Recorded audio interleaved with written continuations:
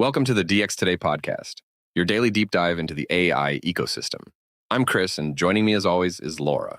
Today we are digging into a deal that landed this week, which, depending entirely on how you read it, is either the most creative piece of corporate structuring in this industry right now, or an acquisition wearing a very thin costume.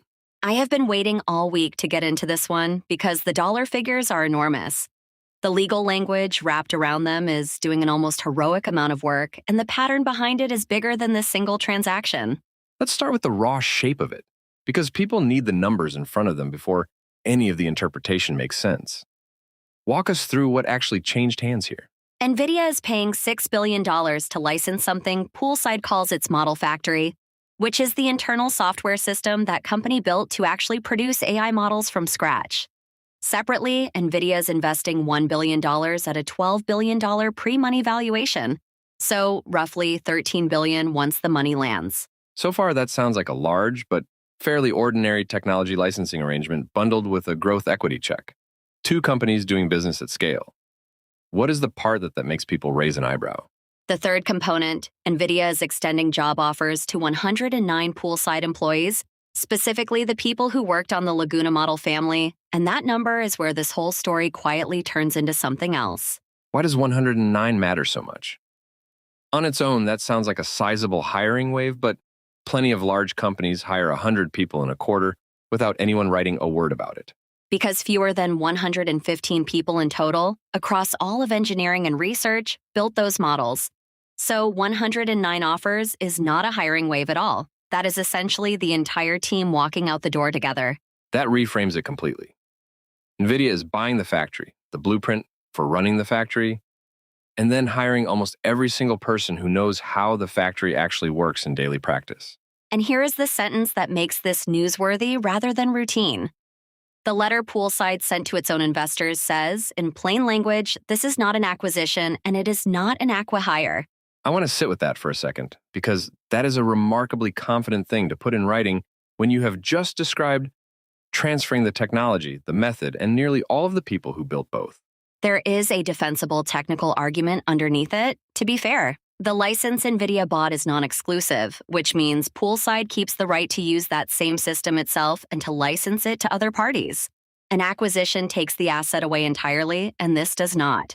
That is a genuinely meaningful distinction, and I don't want to wave it off. A non-exclusive license means two parties can walk away from the table holding the same capability at exactly the same time. Right, and the company continues to exist as an independent entity. All three co-founders are staying.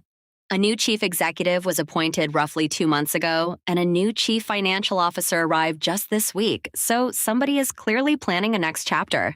Okay, but let me push on that, because a company can technically continue to exist while having been functionally hollowed out. What is actually left inside Poolside once those 109 people are gone? What remains is a balance sheet, a leadership team, a very large infrastructure project, and the legal right to use technology that almost nobody left in the building has hands-on experience operating at scale. The infrastructure piece is worth pausing on, because I suspect a lot of listeners have not tracked how physical this company became over the last year. Tell us about the data center side of the business. Poolside spun out a separate infrastructure company back in January, and that entity is still building a 1.2 gigawatt data center campus in Texas. For scale, that is genuinely utility-sized, roughly the electrical demand of a mid-sized city, and the original version announced with CoreWeave was pitched at 2 full gigawatts.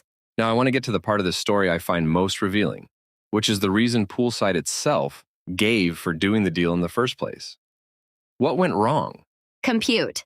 Specifically, Poolside lost access to a planned 40,000 chip cluster of Nvidia GB300s after failing to raise $2 billion inside a 6-week fundraising window. That is a brutal deadline in any environment. 6 weeks to raise $2 billion is punishing, even in this funding climate.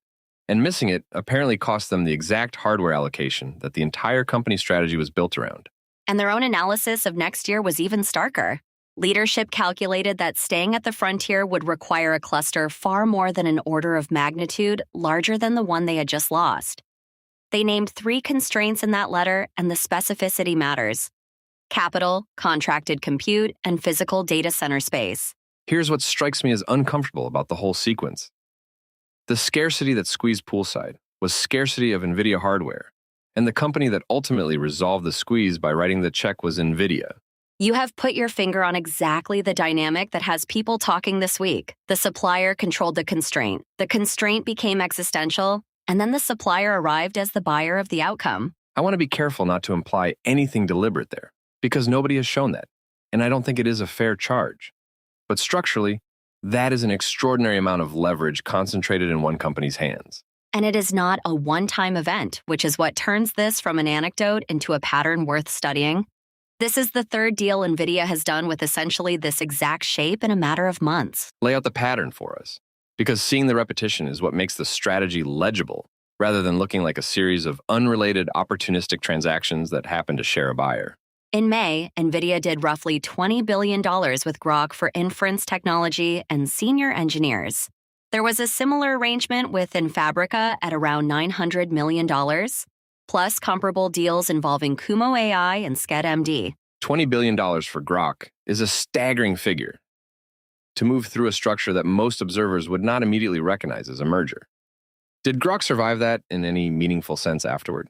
It did, and this is the counter-argument people should take seriously before writing an obituary. After the Nvidia deal, Grok raised $650 million at a $3.5 billion valuation. So the template has at least one case where the other side kept operating and kept raising afterward. Give me those numbers, because I suspect the people who wrote the original checks into this company have a very different emotional read on this outcome than the commentators watching from outside do. Poolside raised roughly $626 million in total across its entire history, including a $500 million round in the fall of 2024. The distribution, going back to those investors, is $6 billion, approaching a tenfold return. And the company still keeps the non-exclusive license and $1 billion of fresh capital. So the devil's advocate position is that everybody wins here. Investors get paid handsomely. The engineers get Nvidia offers. The company gets recapitalized. And Nvidia gets the capability it wanted without a formal merger review. That last clause is where the entire debate actually lives, though. Avoiding a merger review is not a neutral side effect of the structure. For a great many observers, it is the whole point of the structure. Let's talk about what Nvidia is actually getting, because I don't want us to treat this as pure financial engineering. The Laguna models themselves are a real technical asset. How good are they in practice? Genuinely good. The most recent release is a 118 billion parameter mixture of experts model with roughly 8 billion active parameters per token, and it runs on a single desktop class NVIDIA machine. It scores around 70% on Terminal Bench and just under 60% on SWE Bench Pro. How does that stack up against the closed frontier systems, though? I assume there's still a meaningful gap between the best open-weight coding model and what the leading commercial labs are shipping today. There is a gap. The closed offerings still lead by roughly 10 to 15 percentage points, so nobody is claiming parity here. But the training story is what makes this genuinely interesting for a chip company. Tell me about the training story, because if the headline is that you can get near-frontier coding performance without a hyperscale budget, that fundamentally changes who gets to participate in this market. They trained it in under 4 weeks on 4,000 H200 graphics processors and released the weights publicly under an open license managed through the Linux Foundation so anyone can download and run it. 4 weeks on 4,000 chips is a fundamentally different order of investment than what we usually discuss on this show. And it explains why the recipe itself was worth $6 billion to a buyer. And that is precisely what NVIDIA bought. Not the finished model, which is already public and freely downloadable by anyone, but the repeatable industrial process for producing models like it, over and over again. There's also a geopolitical framing that Poolside leaned into pretty hard, positioning these models as a Western counterweight to the Chinese open weight labs. Does that framing actually hold up under scrutiny? It holds up better than I expected. They pointed out that no Western lab had shipped an open weight model in that parameter class for 11 straight months, while the Chinese labs kept releasing on a steady cadence. So one plausible reading of this entire transaction is that NVIDIA just took ownership of the most credible Western open weight model pipeline at a moment when almost nobody else was seriously building one. And NVIDIA already runs its own open model line and has talked publicly about pushing toward a trillion parameter open model. So this slots directly into a strategy that was already very much underway. Which raises the question I keep circling back to. NVIDIA sells the shovels to everyone in this gold rush. What happens when the shovel company starts showing up at the dig site with its own crew? That is the tension nobody has resolved yet. Every lab buying Nvidia hardware now buys it from a company that also ships free models competing directly with the products those labs sell, and that sees the demand signals and allocation queues of the entire market simply by being the supplier to all of it. Spell that out, because that is the practical takeaway for anyone building in this space, rather than just watching the scoreboard from a comfortable distance and enjoying the drama. If your survival depends on securing a compute allocation you cannot fund on your own, then your most likely buyer is not another lab and not a hyperscaler. It is the company that controls the allocation. That is a genuinely uncomfortable conclusion, and it suggests the competitive dynamics in this entire market are increasingly being set at the hardware layer rather than at the model layer or the product layer. And notice how quiet the regulatory response has been so far. 3 deals, tens of billions of dollars, hundreds of engineers moved between companies, and very little formal scrutiny of the pattern as a pattern. So what should people actually watch over the next few months to know whether this template holds, or whether it starts drawing attention from people who carry subpoena power?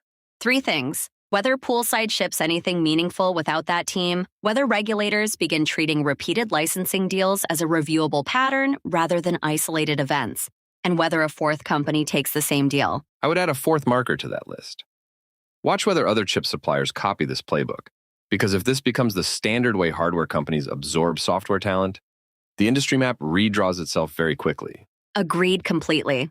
The thing I keep coming back to is that $6 billion did not buy a product or a customer base.